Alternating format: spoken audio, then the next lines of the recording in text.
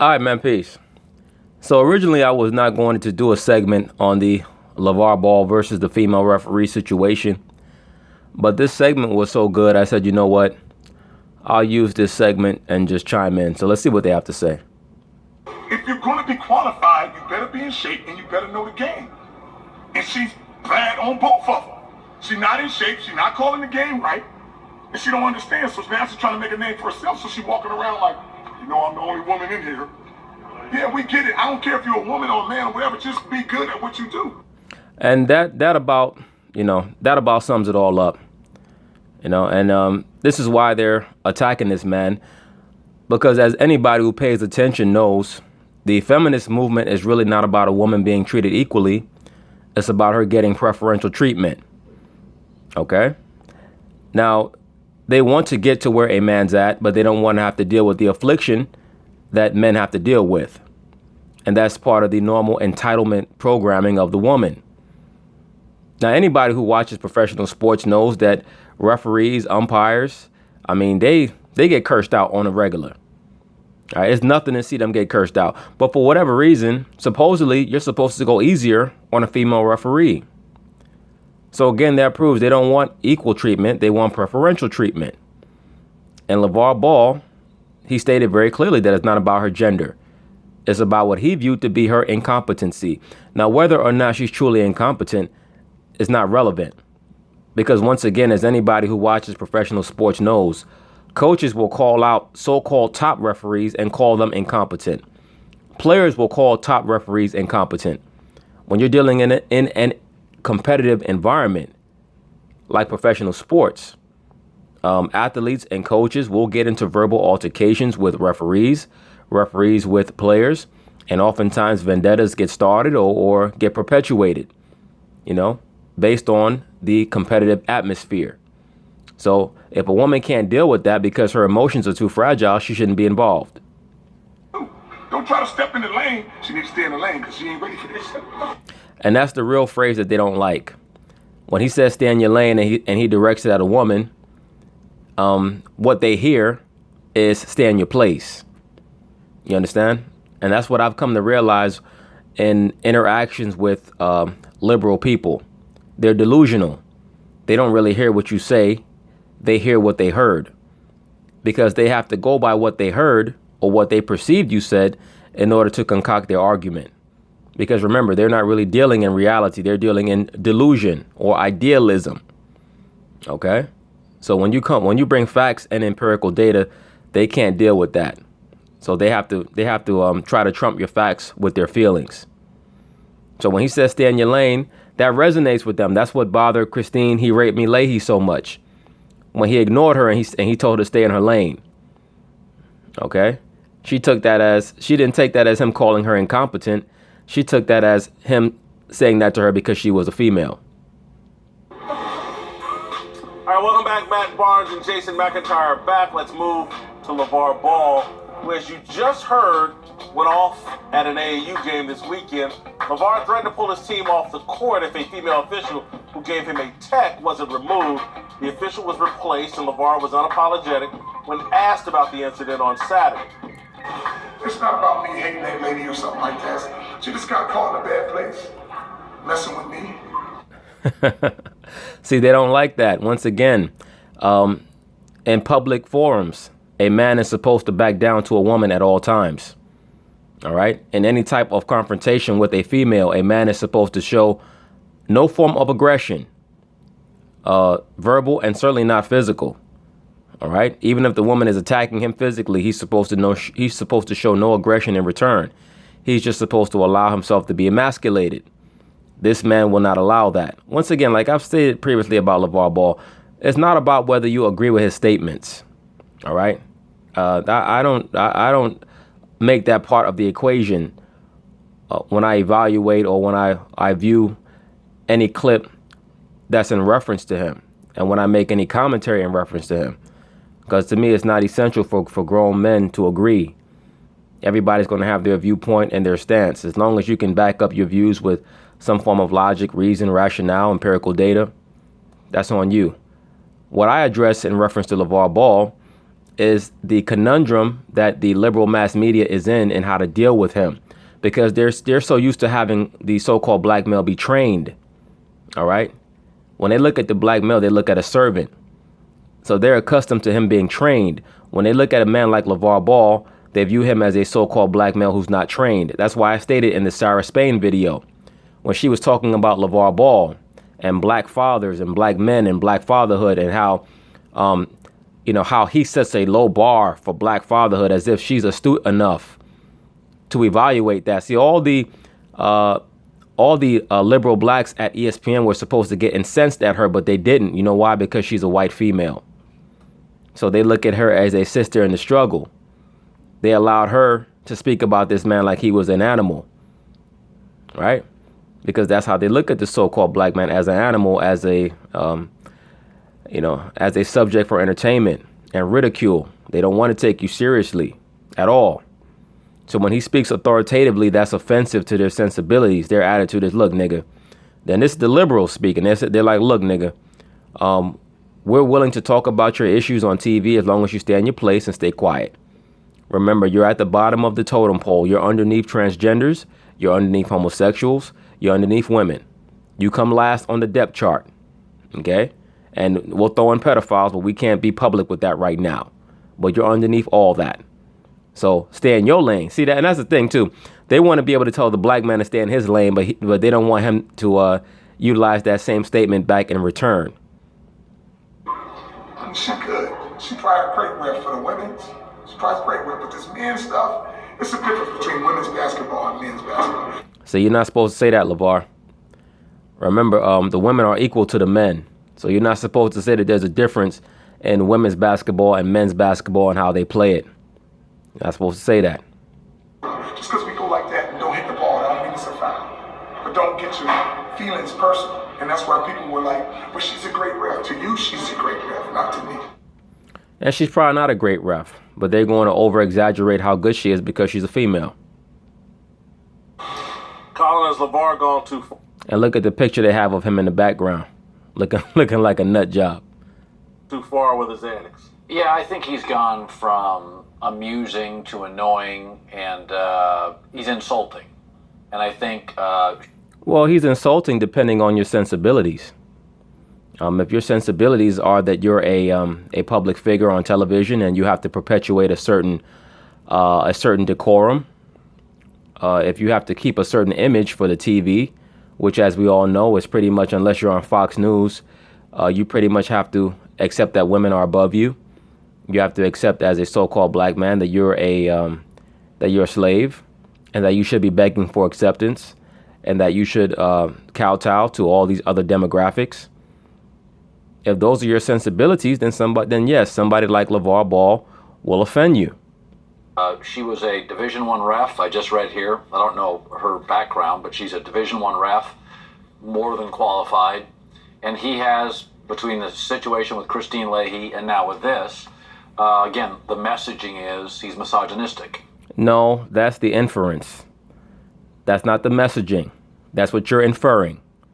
That due to the fact that he had a verbal altercation with a referee, as people do, as coaches do, they have altercations with referees.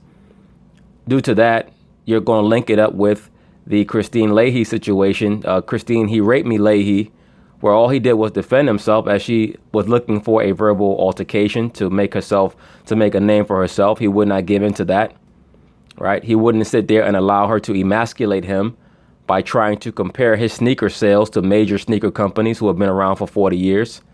Because he wouldn't submit to that, and he had already stated that he sold a little bit over 400 pair, right? But she was trying to create an argument where his company was a failure after 2 weeks because he wasn't selling how many sneakers Nike was selling, right? These are the type of rituals that they perform on so-called black males on television and in the mainstream media. And once again, it's because you so-called black males, you accept it because you're looking for their acceptance. All right. So you guys precipitate that. Now, Lavar Ball is not looking for anyone's acceptance. So that's why a lot of these people are saying I'm out on Lavar Ball, because he hasn't, quote unquote, learned his lesson. He's what they call an uppity nigger. And I just don't think, and I'm always big on messaging. What are you sending out to young people? What are you telling young people? I don't think the act's funny anymore. I think it's gone from funny to insulting to ignorant, and I think it's a bad place for him. I'm going to circle all the way back to our Odell Beckham Jr. conversation we had earlier in the show. And this is what happens to me when people get coddled by the media. Lavar Ball has been coddled. No, LeVar Ball has never been coddled by the media. As a matter of fact, pretty much from when he came on the scene, they call him a big mouth. They call him a lout. They call him an idiot. They call him somebody who was overestimating his son. They call him somebody who was disrespectful to LeBron James and LeBron James's children. They called him somebody who was putting a bullseye on his son's back. There's never been a point or a time where the mainstream media has been accepting of LeVar Ball as any type of exemplary figure. Never at any time. So to say that he's been coddled is nonsense. You guys tried to rake him over the coals when that thing went down with Christine Leahy. But due to social media, see, social media is the bane of these TV personalities. Because even though I get on a lot of the social media idiots, and a lot of them are idiots, social media provides a counter spirit to the spirit that they try to promote on television, which is controlled. They cannot control the sentiment of social media. So it's very, very hurtful to what they try to do, which is influence the thoughts of people through the television. So when that thing went down with Christine Leahy, they were trying to castigate him with that. But the pro-blacks finally woke up and saw that this man was his own man. And they said, LeVar's not that bad after all. You know how slow a lot of these so-called internet pro-blacks are, the internet revolutionaries, but they finally caught on. And that provided a counter energy to what they were trying to do, the lynch mob that they were trying to create for LeVar Ball after he had addressed their blonde-haired, blue-eyed princess in a manner that they thought was not befitting. See, the same antics and the same energy goes on now as went on 100 years ago. When if a so-called black man, when they said he was uppity, meaning he didn't know his place, especially when dealing with a Caucasian woman, you still see the same things today. They just use different terminology. Oh, he's not respectful, right? 100 years ago, they just said that, why are you eyeing my woman? Nowadays, the black man can get in trouble for not looking at the white woman like LeVar Ball did, right? He got in trouble for not looking at Christine Leahy. 100 years ago, you get in trouble for looking at a white woman. So either way, the so-called black man can't win for trying. But you know what? You know where the victory comes in? When you don't give two fucks about them. And that's why I tell brothers this all the time. When you give a fuck about something or somebody, they have power over you. All right? When you don't give two fucks about them or about their life or their opinion, they have no power. All right? And that's why I will always be a proponent of being self-defined and self-validated. You brothers are always worrying about, when I say you brother, I'm not talking about everybody, but a lot of brothers are taught to be concerned with how much they're liked by the powers that be, the masses at large, how much they should want to be accepted. Why would you want to be accepted amongst a group of people who've never liked you anyway? I don't understand that. My attitude is fuck every last one of them. It is what it is. You respect me, I respect you. You don't respect me, we can't have any interaction. Have a nice day. And there were some good things to LeVar, but he needed to be criticized early on when he was showing signs of this. He's way too involved with his kid. You raise a kid to push him out of the nest so they can stand on their own 2 feet. And then you play. I see you, Lonzo. Look like he got a little octoroon like him, a little matching octoroon. I'm just playing before all the sensitive liberal blacks come in. Why are you saying that for? Why does Lonzo have a dark black woman? Is he lynched? Anyway. You play the background. LeVar wants to play the center stage. Again, as we made the spoof early on about he's P. Diddy, or P. Daddy is what I like to call it. He wants to be all up in the videos. He wants to be rapping and like he's Biggie or any of these other rappers. And we also saw this phenomenon with Serena and Venus Williams' dad, Richard Williams. They accuse him of the same thing, of being too overly present, always around, too loud, always trying to take credit. But you know what's funny? We never hear this about LeBron James's mom. We never hear this about Kevin Durant's mom. We never hear this about those women. I wonder why, right? All we hear about is how, how great it is that Kevin Durant's mom is everywhere and she's always trying to make herself a part of the show. Don't you know she gets speaking engagements? I wonder if people say that why is she doing that for? Shouldn't she let Kevin Durant breathe? I haven't seen Lavar do one thing to his son, the oldest son, that I would say, wow, he's getting a little too much involved. He's taking attention away. Or, I mean, really, who gives a shit? If it wasn't for him, the boy wouldn't be here, much less be going to the NBA. All right? The man LeVar Ball has his own business, and that's why he acts like that. That's why I always encourage brothers. Everybody can't be a business owner, but even if you're working for someone right now, your brain should be on saying, you know what, I have this talent. I'm a good photographer. I'm a good artist. I'm good with my hands as a craftsman. I know I'm good in designing. I like making clothes. These are all things that you should be doing in your spare time to try to build up towards having your own. All right, brothers? When you have your own, you don't have to depend on whether or not a woman likes you or not. And a lot of you brothers get caught up in that. Oh, I live with my girl, and every 2 seconds she's threatening to throw your black ass out. You know why? Because she doesn't respect you. The only time that the woman respects you is when she knows that you have options and you don't give two fucks about whether or not y'all are going to work or not. It doesn't mean that you don't love her, but you can't live your life in fear that she's going to leave you, brother. All right? You can't live your life like that, man. And a lot of brothers succumb to that. Oh, man, I got to get home at a certain time or she's going to lock me out. Well, then, brother, you're not a man. You're her son. And that woman is not going to respect you at all. All right? As a matter of fact, for any of you brothers who decide to live with your woman, you should never live with a woman unless you're making enough money, not only to provide half for the living situation with her, but also to keep your own apartment. Never give up your apartment or your house. Never live with a woman unless you can afford to have your own place also. All right? Now, some of you might be in such dire financial situations that you have to live with the woman. It is what it is. But always have your mind on having your own. All right? Because a woman is like the moon.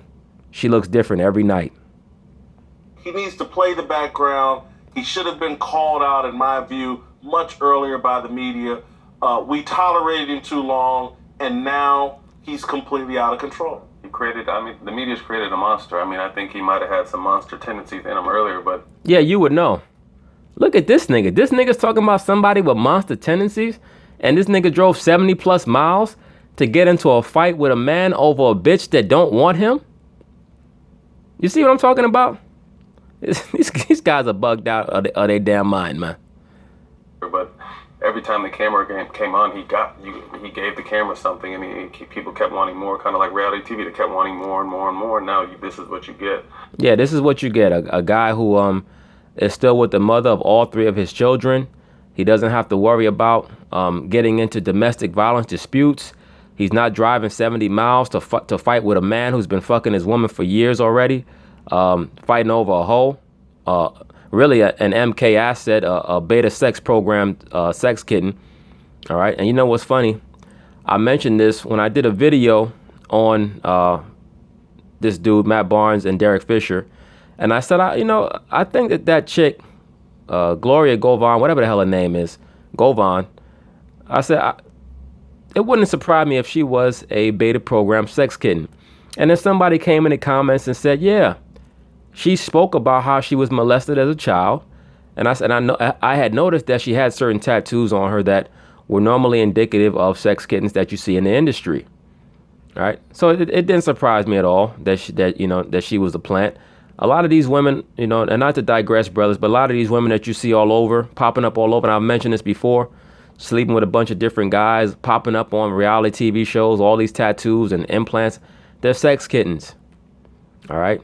Their job is to watch these athletes. That's their job. When these athletes get high up in entertainment, they're introduced to the sex kittens. And they're given certain keys, and they say, okay, you can play with this one for a while. All right, if you want to see that, you can watch a video. I may have mentioned this already, but when you watch the Mystical's video for Shake It Fast, and they show you in the video when he gets invited to the mansion, and he goes there and he sees Roy Jones heading into a certain room with a woman. You know why? Because Roy Jones was in the know. All right, that was one of those so-called boule sex parties where they bring a bunch of those little black sex kittens along. Okay, that's how they reward them when they get to a certain level. But that's neither here nor there. This nigga has a lot of nerve talking about somebody. Yeah. Like I said earlier, I think I agree with the self-promotion, the brand of the family, keep it in the family, because if it wasn't the family, it'd be Nike or Adidas. So I agree with that part. I just don't like when he makes situations like that about him. You know what I mean? This is about his son in high school in AAU, and they have a lot of eyes on him, and people come to see him play. Don't, it's not about you. What a bunch of sanctimonious bullshit. If you know anything about basketball, until you get to the pros, it's always about the coach.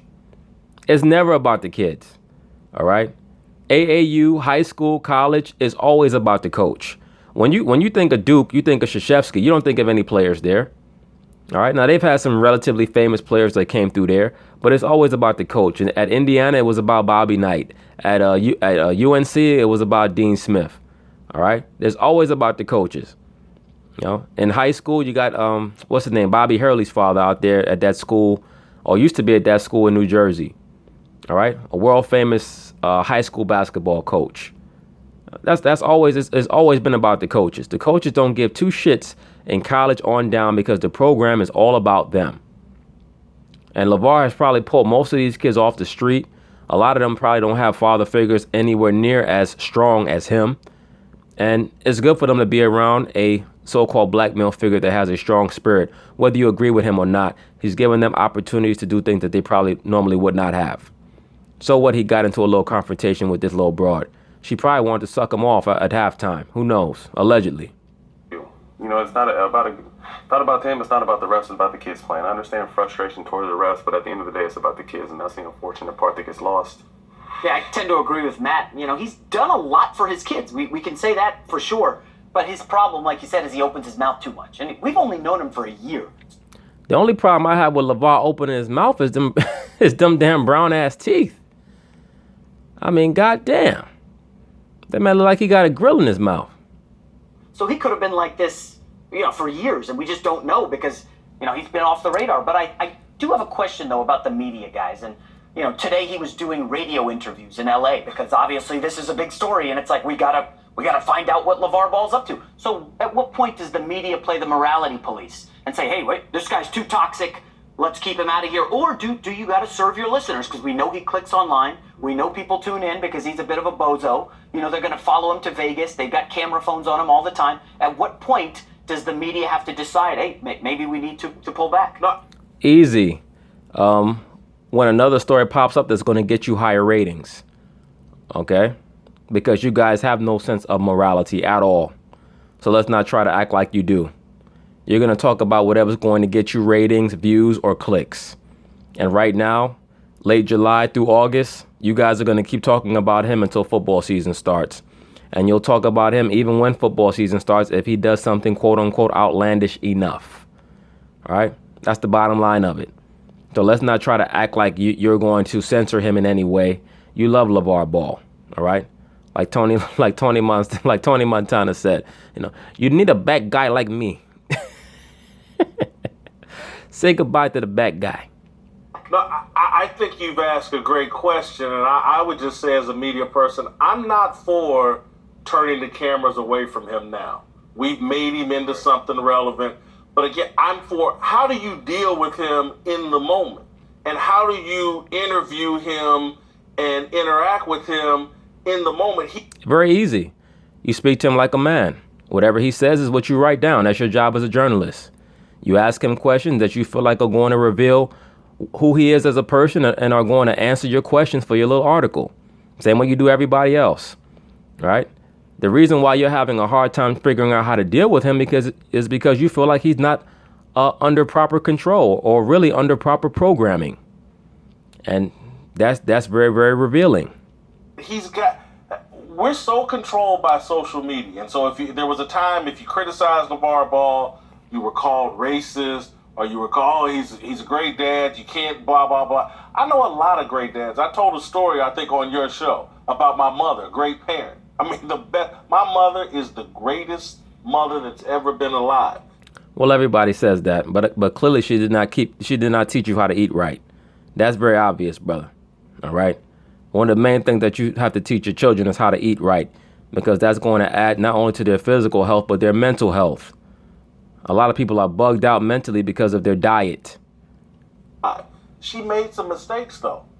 And there's nothing wrong with saying, hey, my mom, I told a story once. My mama let my cousin babysit us for a week. She went on a bowling trip. Only time in my life I've ever seen cocaine. My cousin had it spread out all over the table. And I'm like, and my mother's the greatest mother, I'm telling you, in the history of the world. She made a mistake. Right. Lavar Ball, good dad. He's making some mistakes. No problem with calling him out on it and hopefully pushing him in a better direction. Yeah, it's sports. I mean, life's complex. When he first came out, my takeaway was, don't tell me he's a bad dad. He's going to get 3 kids scholarship to UCLA, which is a great school. And you should have stuck with that. And I believe that you still believe that. But you have to toe the line, because there's an agenda that you have to adhere to, or you're going to get ran off the radio. All right. If you take LeVar Ball's side too much, that Christine Leahy is going to make your life hell. And if you try to fire her for trying to make your life hell, then it's going to cast you as a misogynist. So that's the tenuous tightrope that people like this guy have to walk with a LeVar Ball, who's pretty much considered a live wire, because he's not what you call politically correct. Cool. But I also think sometimes this happens, is that we used to call in local TV the cameras idiot magnets. Like, you turn a camera on somebody and they just go crazy, right. Even a smart person. Yeah. Mm-hmm. The media does that. It's very powerful. It's intoxicating. And not everybody handles that little bit of fame the same. Lonzo, by the way, is great. Right.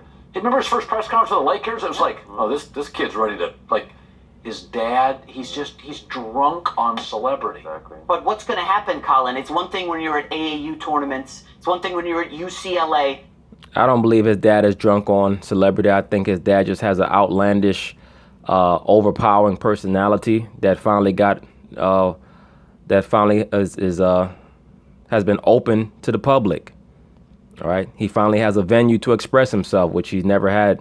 I mean, everybody knows black dudes like LeVar Ball. Everybody has seen guys like him at the park, in the barbershop, even at work, when it's just brothers around. Some nigga who's just a live wire, got a crazy personality. It's not that big a deal. They're making a big deal about it because he's on TV. He's basically being introduced to the masses through the media. And in 2017, everybody's supposed to be so super sensitive, and he isn't.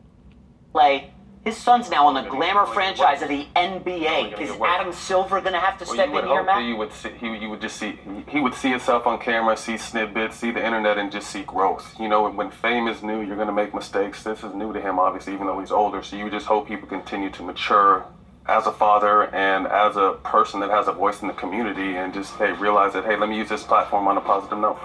Good stuff. Yeah, this was a good little segment, but Matt Barnes needs to sit his ass down. All right, just stop it, brother. And some of the things that he said were sensible, but he, come on now. I mean, you talk about people in glass houses shouldn't throw stones. I mean, this nigga's whole house, he's living in a glass mansion. All right, if he yelled too loud, the house is going to crack. So he just really should just be quiet. But yeah, I enjoyed this segment. As usual, the forum was good, and they covered a lot of different points.